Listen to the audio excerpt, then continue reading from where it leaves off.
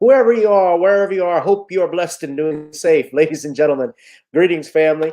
Of course, I'm tuning in. You see me without the glasses off today. But if you're looking for some opportunities, particular advertisement opportunities, then look no further at the link at the bottom to my email address. You can hit me up for advertisement opportunities. We are supporting and promoting your businesses here on this channel. You can also, if you would like to donate and subscribe to our Patreon, a link is at the bottom as well. So you have multiple ways in which you can advertise with the platform by emailing me when we go on through our live stream. You also have access to premium content, those that want to see premium content that you will not find here on YouTube or Facebook or Twitter, as I am suspended probably by now. You guys can check out the Patreon at link at the bottom. But advertisement opportunities, definitely email me, gavin.grich1@gmail.com for rates. And for the Patreon, it is the same as the YouTube channel. It is channel gboot2786. All right, I'll holla. Peace.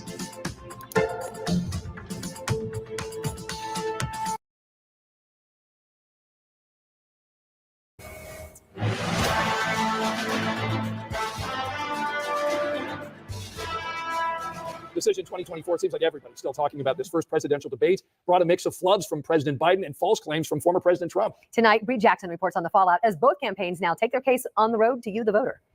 A more energized President Biden looking to bounce back from a lackluster debate performance during a North Carolina rally. I know I'm not a young man. State the obvious. The president taking a much more stronger tone in his verbal attacks. Donald Trump is a one-man crime wave. A stark contrast from Thursday night when the 81-year-old repeatedly stumbled and lost his train of thought. Everything we have to do with, look. Leading some to question whether the current president is up for the job. Behind Joe Biden. Joe Biden is our nominee, and he will be our nominee. End of story. Former President Trump and his supporters claiming victory in the first presidential face-off. Well, I thought President Trump was calm, strong, thoughtful. But there were concerns about Mr. Trump's series of false statements and dodging direct questions about accepting election results. If it's a fair and legal and good election, absolutely. With Election Day roughly 4 months away, there are mixed reactions to the first debate. I felt terrible for Biden. I mean, that was really sad. I'm not going to judge him on one night. I'm going to judge him on 3.5 years. We have two candidates that I am embarrassed to say are running for president of the United States. A second debate is set for September, giving both candidates another chance to prove to voters that they deserve a second term. The Biden team says they are all systems go for the debate in September. A campaign spokesperson tells me they are looking to build momentum this weekend, holding more than 1,500 events across the country. In Washington, Bree Jackson, NBC News. Hear more, listen to the podcast. Just search for Hancock and Kelly. What's going on, y'all? What's going on? What's going on? I'm going to smash up the likes here. If you're watching via Rumble, I know I'm in my den. I haven't done a video from my den. Let me see. I'm going to put the light on. Give me 1 second, y'all. So y'all can see me a little better.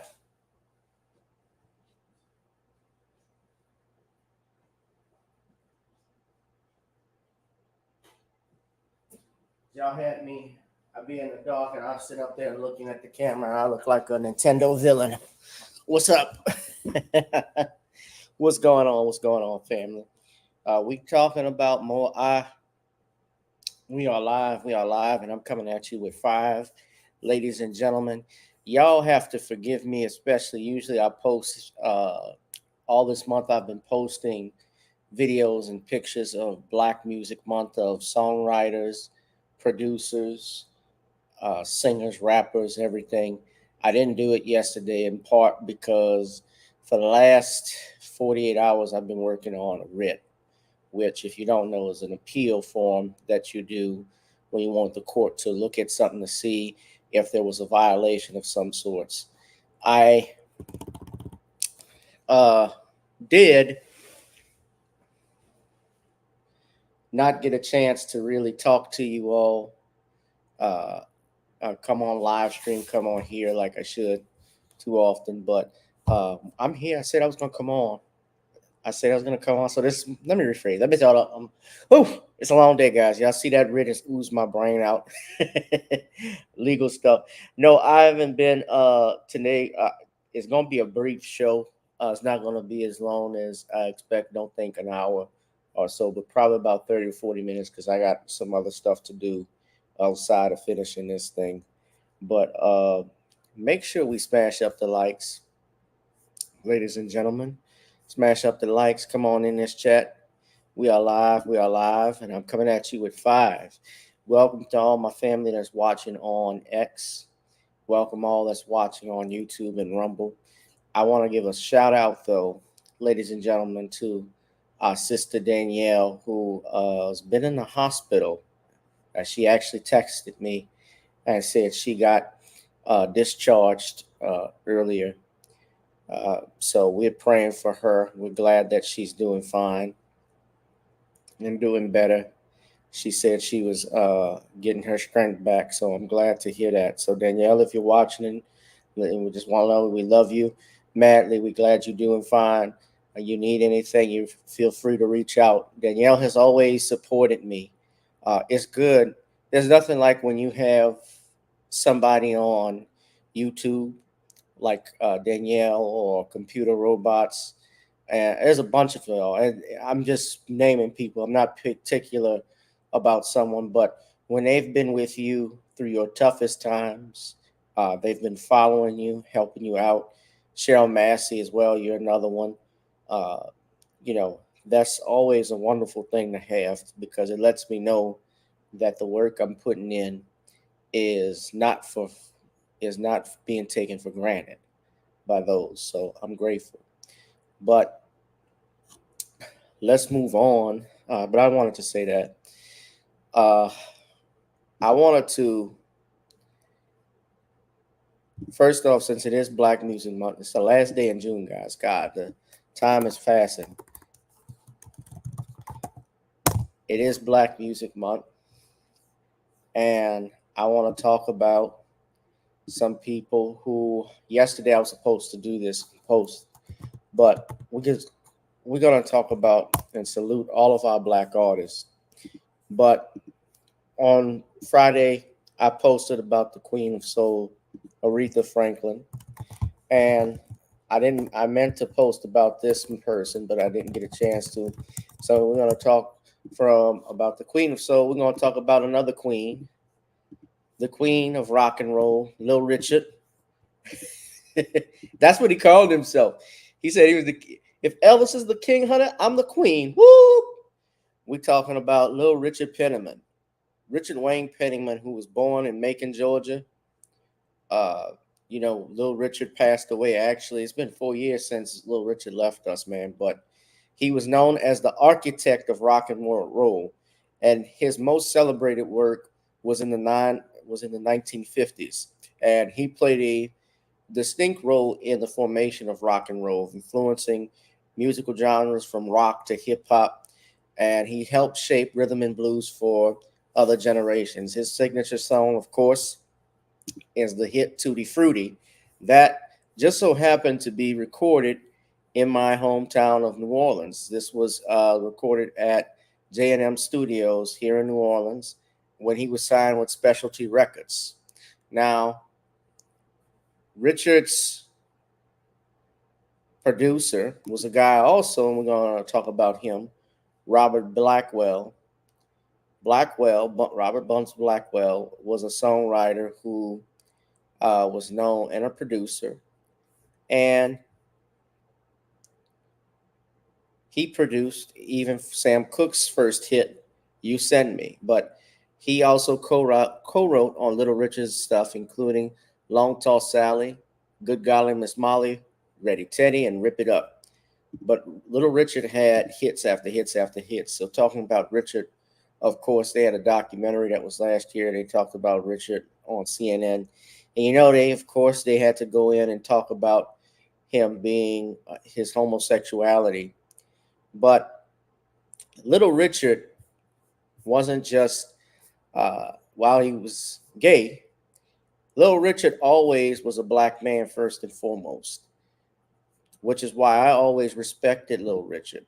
He didn't put his sexuality above his race. And he certainly opened the door for a lot of people. Most people don't know this, or may not know this, but the great Jimi Hendrix was actually a guitar player early on in his career in the early 60s. And Jimi Hendrix actually rejoined the Isley Brothers uh, after he was fired. He was only there for a short period of time. And a lot of people don't know both Little Richard and James Brown grew up together because James Brown was born in Georgia, but he and Little Richard had been childhood friends, per my understanding, that Little Richard had even stated. So,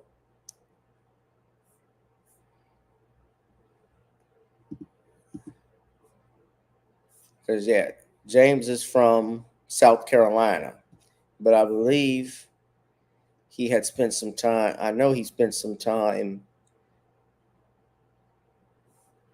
in Augusta, Georgia. That's where he was when he was about 4 or 5. But nevertheless, ladies and gentlemen, there was a period of time when Little Richard left the rock and roll style, I believe in the late 50s, early 60s, when he became a born again Christian. and he turned his life around and became a pastor. He went and actually studied the Gospels and dedicated his life to Christ, renouncing his previous lifestyle. However, he actually ended up coming back to secular music. So yeah, he actually joined the ministry. He actually went to a seminary here in Louisiana. I think it was in Faraday. I'm not sure. But nevertheless,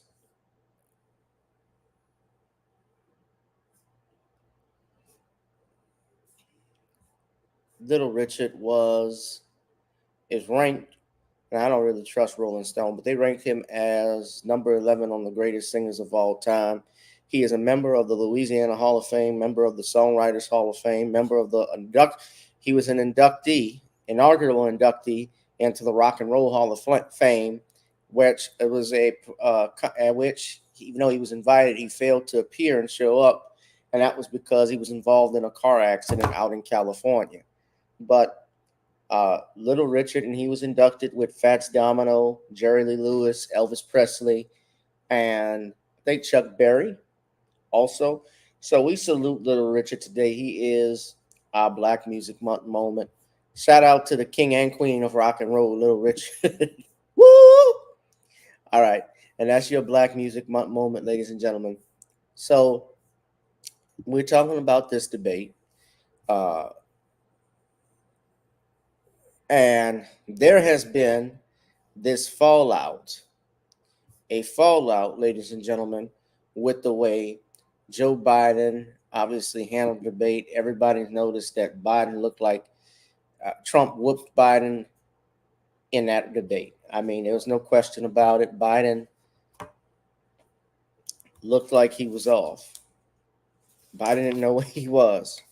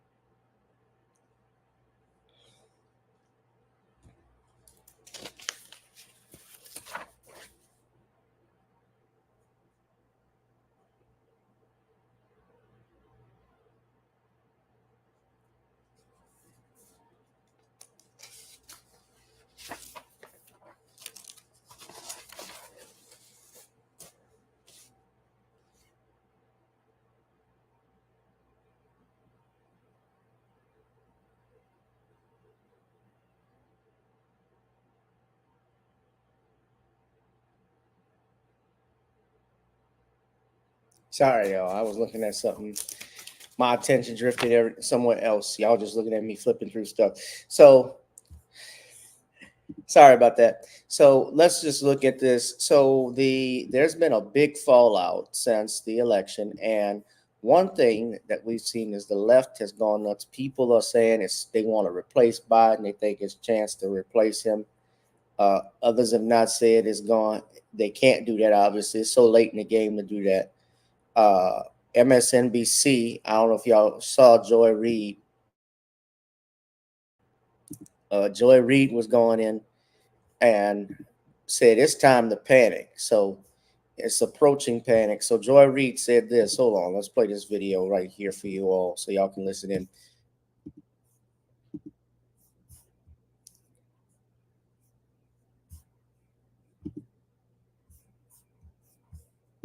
with Obama world people, with Democrats, with people who are political operatives, with campaign operatives. My phone really never stopped buzzing throughout. And the universal reaction was somewhere approaching panic. President Biden had one job tonight. He needed to settle Democrats. Democrats, they always talk about Democrats are bedwetters and Democrats are always panicking. Yes, Democrats are always panicking. They're always scared, right? They're always thinking they're going to lose. Like Democrats are very pessimistic. This is just neurotic. Who they are. They're neurotic. But Joe Biden's job was to reassure them tonight. His job was to calm his party, to make them feel that, yes, I can do this. I have 4 more years in me. I have the ability and the strength to do 4 more years. He did not do that. I, too, was on the phone throughout much of the debate with Obama world people. So she's stating that it's the point of panic. She talked to all of these Democratic these Obama-like people who Biden had one job, which was to secure or rather pacify the needs and the concerns and worries of the Democrats, especially those that are unsure, those on the fence of whether Biden can lead this country effectively. And what she said is he did not do a good job, which he didn't. He did not.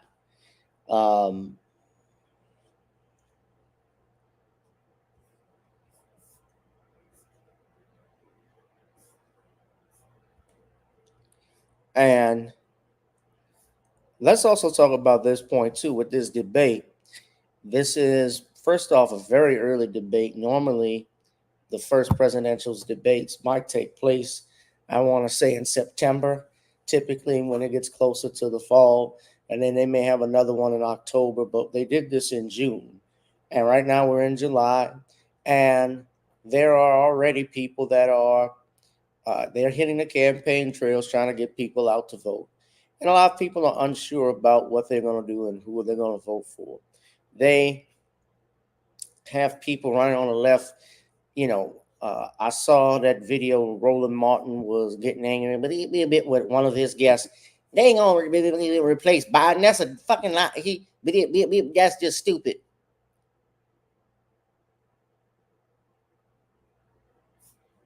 That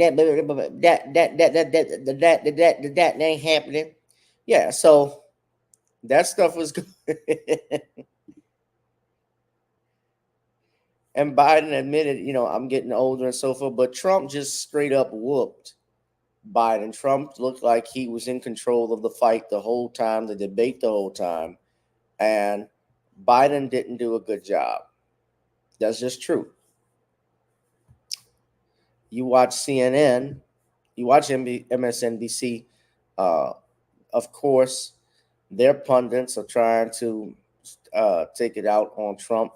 Now, Joy Reid had this to say, saying that Trump lied. He literally denied Charlottesville. Yeah. Like we heard him say, it's not like we didn't hallucinate that he did that. And he said, well, that's a lie. He said Nancy Pelosi took full responsibility for everything that happened on January 6th and that there's a documentary video. He pointed us to where we can get the fact check by saying that, oh, yeah, her daughter made a documentary. I think she makes a documentary. That's where she said it was her fault. Oh, no, we're just going to pull the documentary, man. Like people didn't. We've seen the footage. It's Nancy Pelosi desperately trying to get somebody to come to defend the Capitol because Trump won't. Right. Because Trump sicked his mob of supporters on the Capitol. They came to the Capitol with weapons and zip ties, and Nancy Pelosi and Chuck Schumer and other members of Congress were trying to get forces to come to the Capitol to defend it, despite the fact that Trump wasn't bringing them in. And I'm going to give Biden one line he did get. When he said he had the morals of an alley cat, now that was an old guy move that I actually could respect. Yes. Like that was like a thing that only an old guy would say. Like, you have the morals of an alley cat. He did get one good line.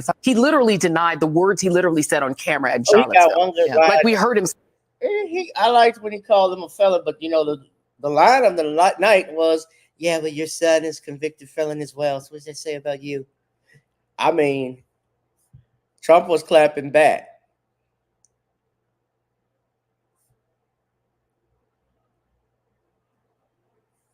Now, I'm just going to put this up, but we're just looking at different people. So what this shows you, though, when you have Joy Reid talking about panic, when you see CNN, when you hear about Roland Martin. Now, this is Donna Bazile, the former DNC chair. I'm gonna go out on a limb that she's gonna, of course, save face for Biden. But let's listen to this. I'm gonna play it. Now, Donna Bazile is from my hometown of New Orleans.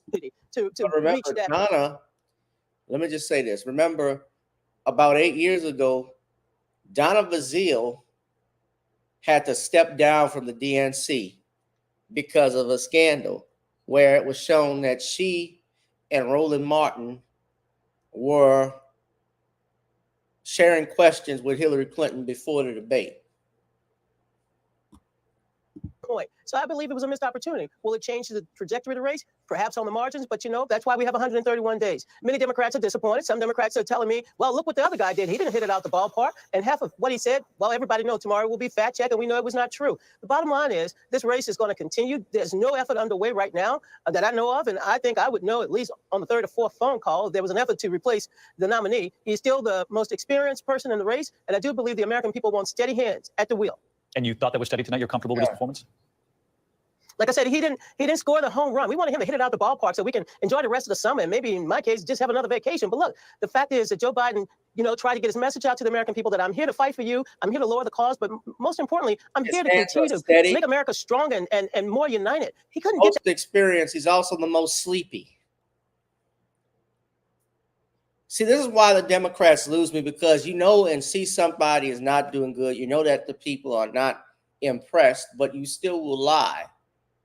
And you will go further just so that you could get your person in. That message out. He was busy fact checking, busy looking, saying, I can't believe it. Joe Biden had to talk to the American people and hit out the ballpark. It was a missed opportunity, but he's still in the race. This race is not over. Really interesting the point you make there, Donna, and I just want to underscore that because I think it's important that I follow up on the idea that, and you heard Mary and John talk about this, some of the falsehoods that might have come from the other podium, that you believe that the President Biden was in some ways surprised or trying to fact check in real time what he was witnessing on that stage and lost his own message in the process.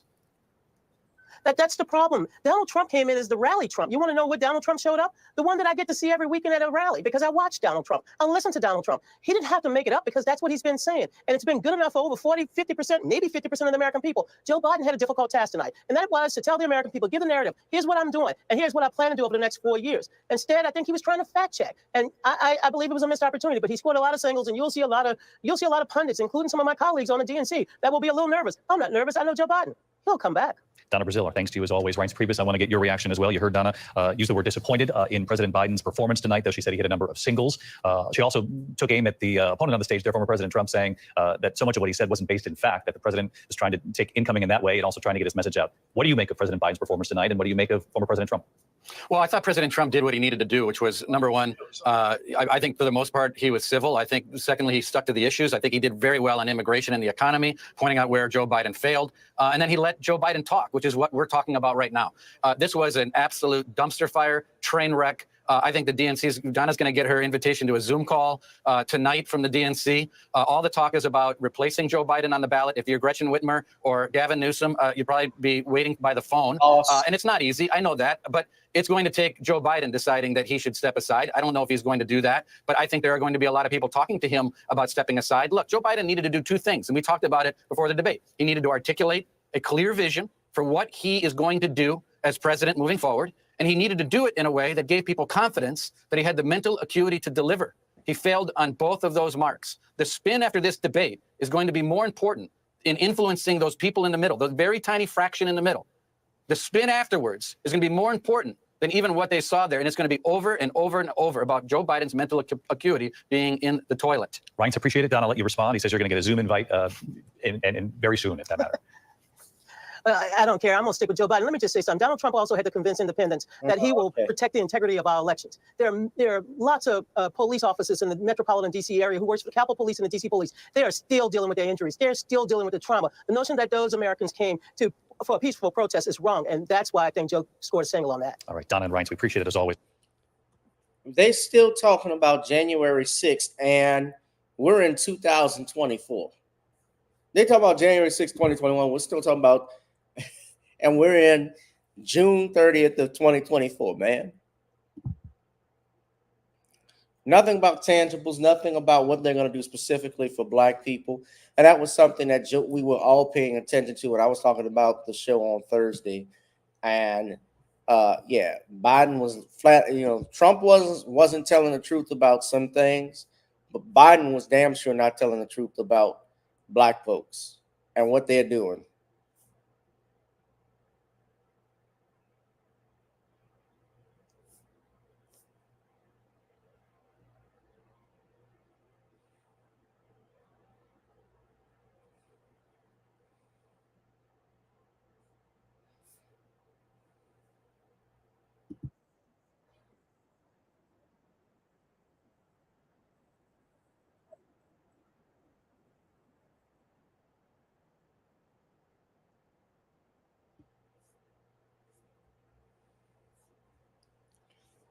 Oh God, I'm just looking here on Twitter. Excuse me.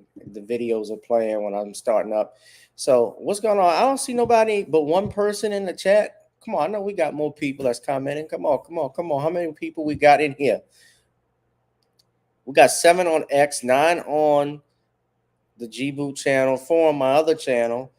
But I'm sure we're not counting what's going on over at Rumble. Come on. I need somebody to make a comment. Talk to me.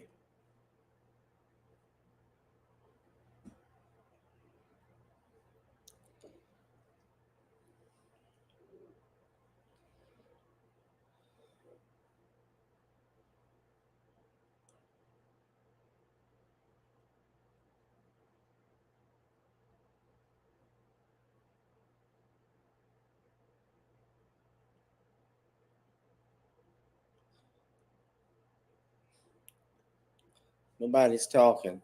I'm there without a doubt. Without a doubt, there's panic that we're seeing in these debates. The Dems are upset about, but what I did see that didn't surprise me was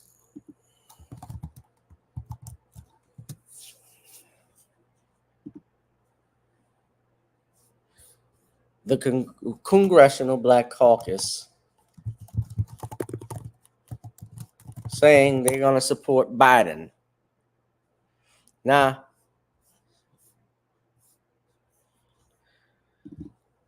hold on. I'm going to see this. Send y'all this.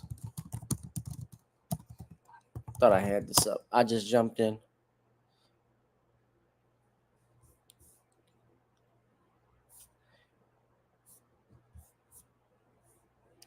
So this was from April 30th. This was about 2 months ago, where the chair of the Black Caucus, Stephen Horsford, said they were working to help get Black Americans to vote for Joe Biden. Because it's no secret Black people are not happy with the Biden administration. And most Americans, a lot of people are not sold on Kamala Harris being vice president. I think a lot of Black people, I'm just speaking from experience and what I've been hearing, they're not sold on Kamala Harris becoming the next in line as a president. I think that's a big problem for Joe Biden right there. But hold on, just listen to this. Now, this is from 2 months ago. Vice President Kamala Harris spoke with Black business owners and entrepreneurs in Atlanta Monday, launching the nationwide Economic Opportunity Tour. The Biden campaign wants to gain some ground with Black voters. CBS News polling shows support for the current administration has dipped a bit among the key demographics since 2020.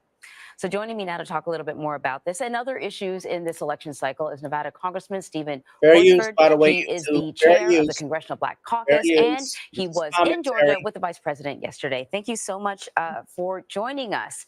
So you heard the CBS News polling, and you're familiar with the polling. To be sure, President Biden enjoys significant support within the African American community, but there has been some softening in the numbers. Why do you think there are some members of the community who are not so sure about President Biden?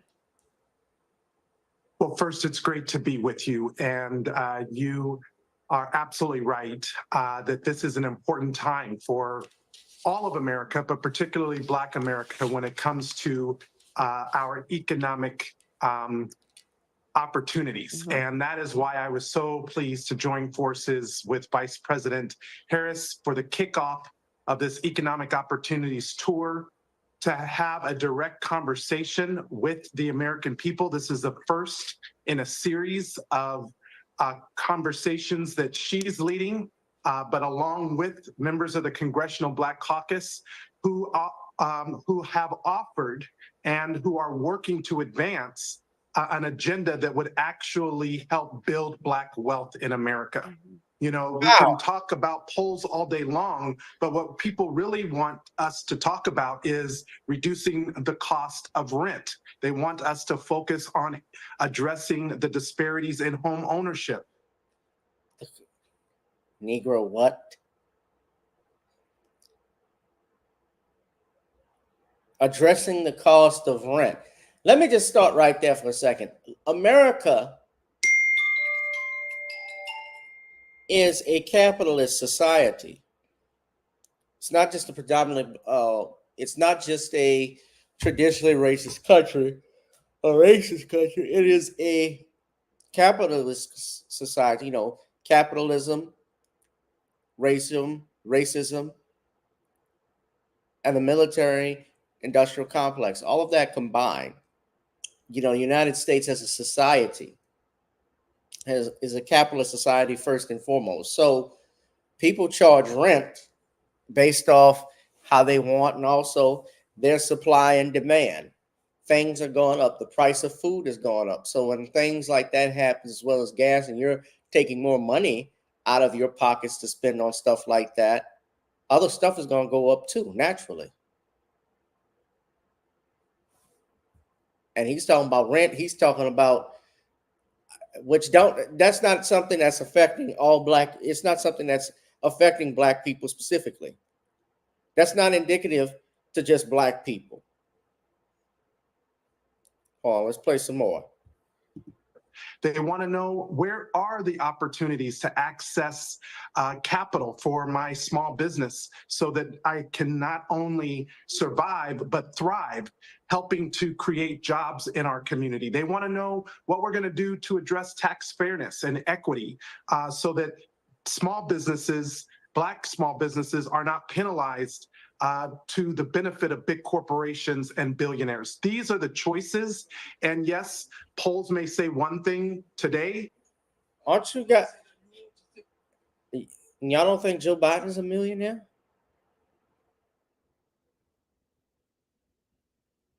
All of these people, it's funny, all of these people are freaking millionaires, man.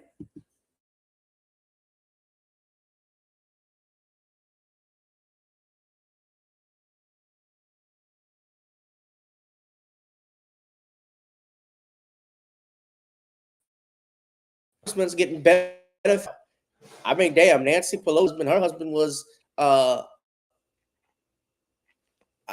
husband out in San Francisco. He was in charge of a trust fund. I think it was an equity firm that he ran. He was filthy rich. They handled hundreds of millions of dollars. Same thing with that senator out of Georgia. She's no longer there, but Kelly LaBouffe, who was, she had to step down. I think she lost re-election after she made some remarks about the protesters and Black Lives Matter, but she owned a basketball team. Yeah, they're all filthy rich, man. They're making more than you.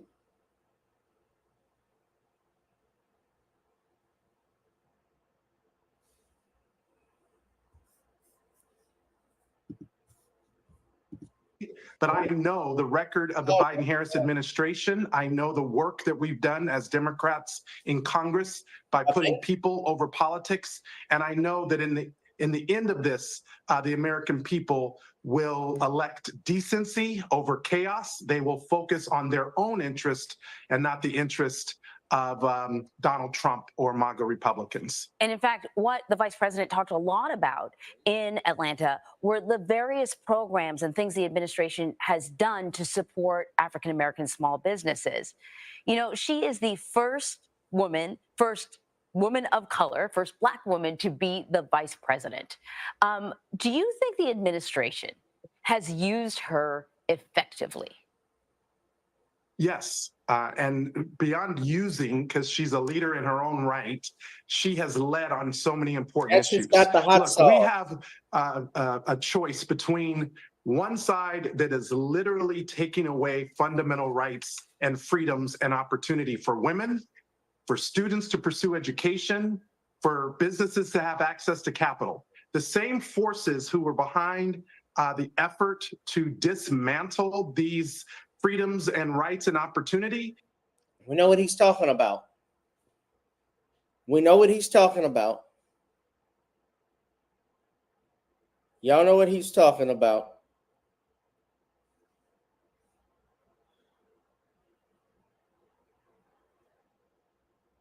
Roe v. Wade. That's all they preaching. That's all the Democrats. This is all they talk about. Roe v. Wade, Roe v. Wade, abortion. That's your priority?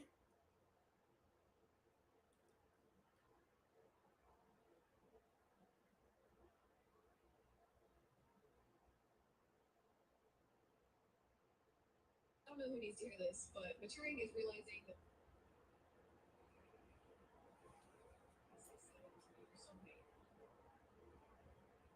I don't know who needs to hear this, but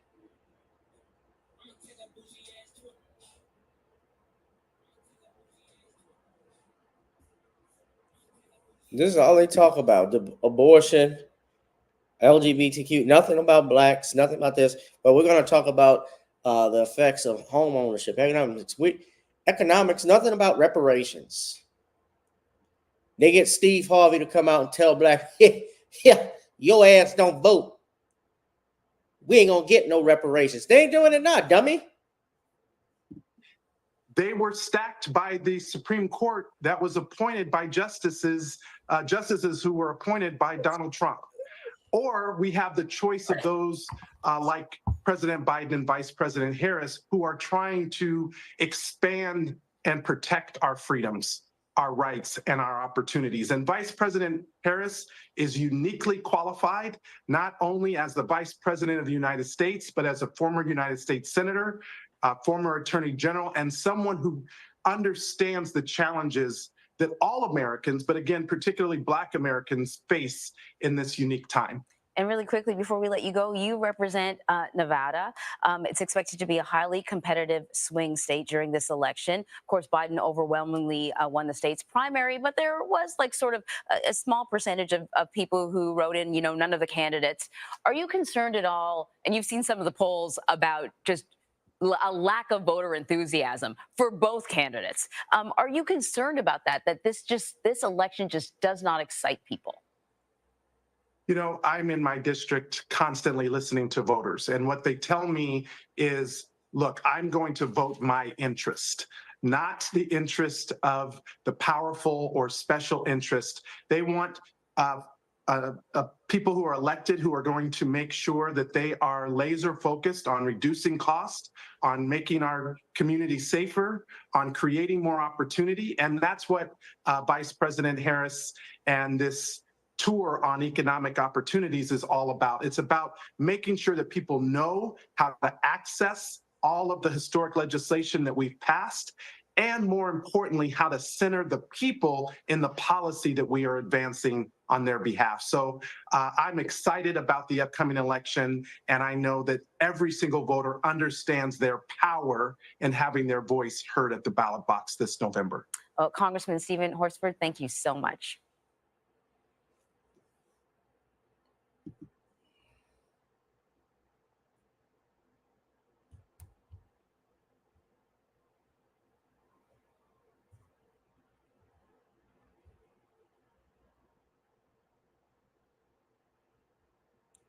All right.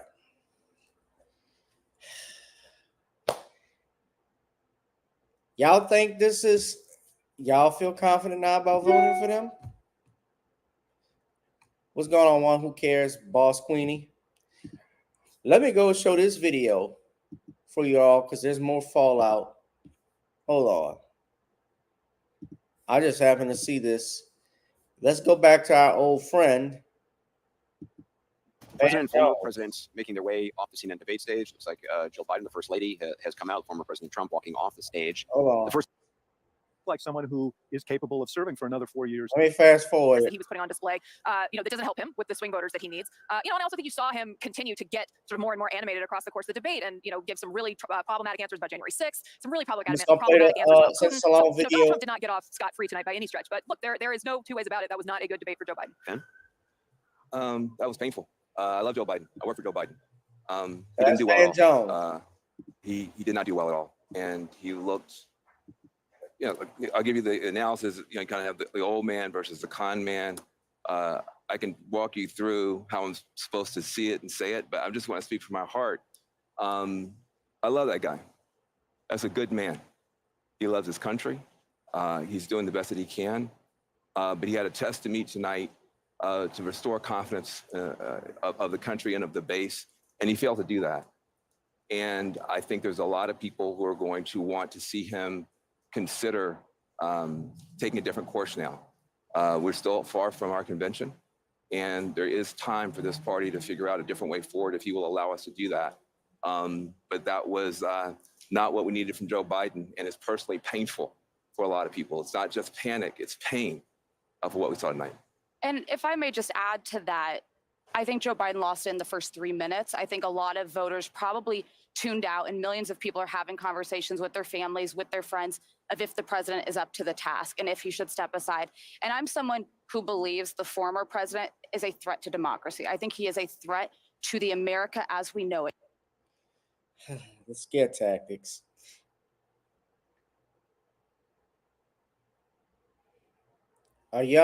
So Van Jones, and y'all know Van was crying on CNN when Trump got elected.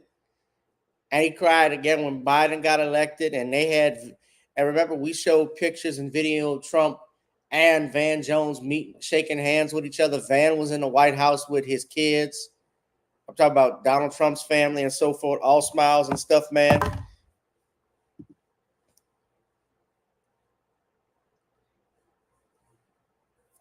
Van Jones was crying up there like T.O. when Tony Romo got hurt. That's my quarterback. That's my quarterback. That's my quarterback. Out of here, man. Excuse me, y'all.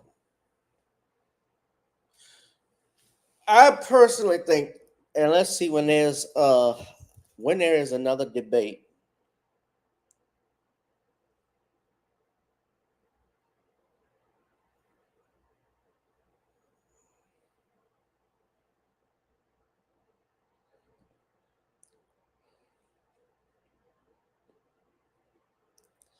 According to CBS News, it's going to be in September 10th.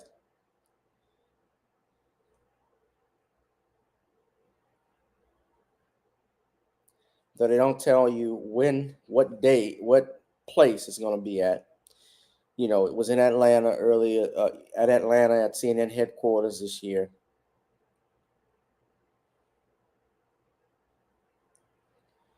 Yeah, Trump won big time.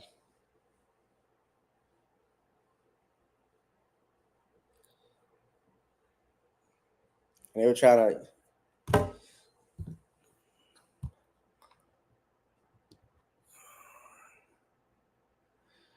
Emperor says, cut the check or home bath time. Yeah. We got to, no tangibles, no vote. That's just the way it is. People need tangibles. People need to know that you respect us and that you're paying attention. Otherwise, you're just taking us for granted. And I'm not going to vote for you or support you if you're going to do that. Look.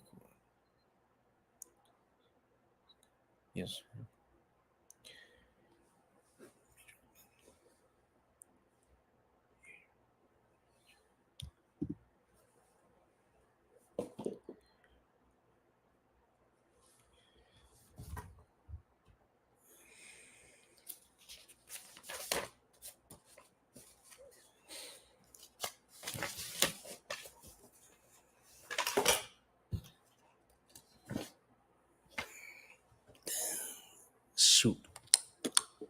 So yeah, man. So there's more fallout with that.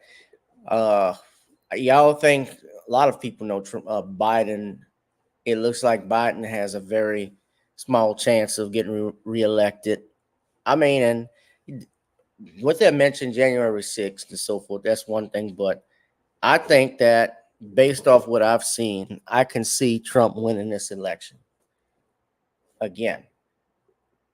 The main problem, the main problem is the thing that's going on with the immigrants.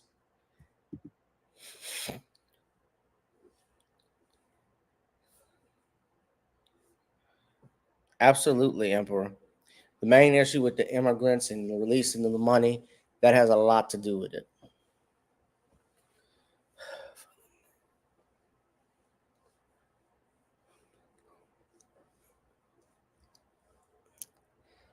All right. I said I wasn't going to do a long live show tonight, y'all. I just wanted to show my face and show y'all I'm still here. I want to give a shout out to a brother, a friend, our friend, Harvey Superboy, who is now on Rumble. I'm asking you all today to go to his Rumble page and support him. As you know, Your World, Your View.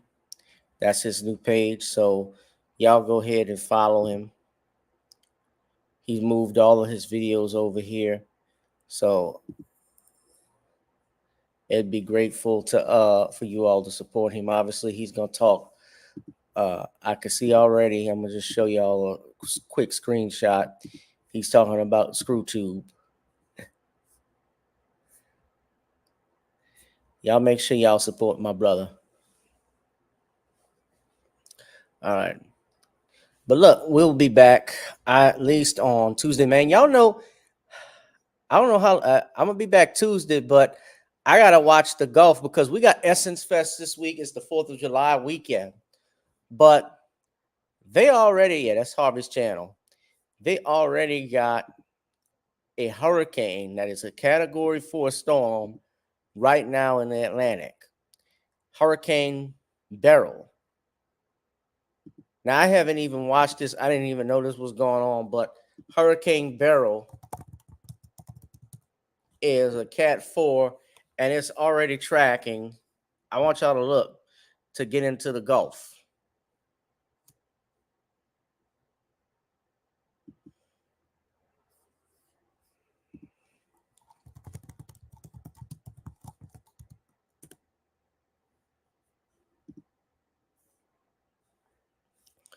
And we're here in New Orleans, so by Friday night, Friday afternoon, is supposed to get in the Gulf. I've already said if this storm gets in the Gulf, I'm gonna have to look at it because if it goes anywhere in a northwest trajectory, we're screwed.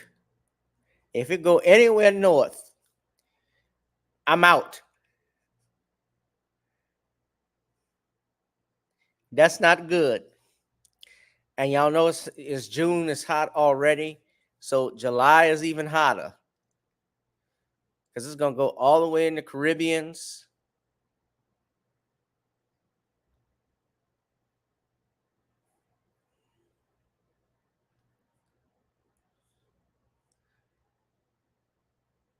Might have a bit. I don't want to go to. I don't know if I want to go to Mississippi. No. But it's important, ladies and gentlemen, too, when you have a hurricane that's coming, that you have a plan in place with you and your family, what y'all are gonna do, because this shit gonna be bad. If it's a Category 4 right now,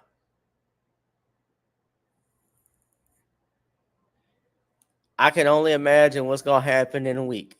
It'll get on land, it might weaken, and then the Gulf is hot. That's just fuel for it. So if y'all are in my family, If you're in New Orleans, in the Louisiana area, if you're anywhere in the Gulf South, make your preparations and get prepared. Get ready to roll. Don't stay with this stuff. It's not worth it. That's what insurance is for. Get you and your family out. I'll recommend this too, and this is something I learned with Katrina. I've told everybody this. I packed all my clothes. My mom took all her pictures, all her photographs, everything she had, she put up in the attic so the water couldn't touch it. I took my videos electronic with me so that couldn't get destroyed. I made sure we had that. So make sure you have clothes. Obviously, you're going to need for a week. I'd say take your phone chargers. Saving your pictures is one thing. Also, any important documents like insurance stuff, like wills that you might have around the house, things that you have in the safe, your safe deposit take with you. And the most important thing too, out of all of that, if you got firearms, it's best you take them with you. Take them with you because if a hurricane hits, the power's going to be out. I remember with Katrina, they will steal. People do steal things and take advantage at times like this because 911 emergencies are not there to protect you. They're not going to protect you all the time. So if you got to get out, take your stuff, take your weapons, and get out of here.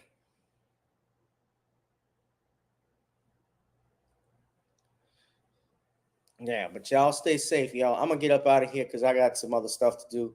But be safe, and be blessed, family. I'll holla. Peace.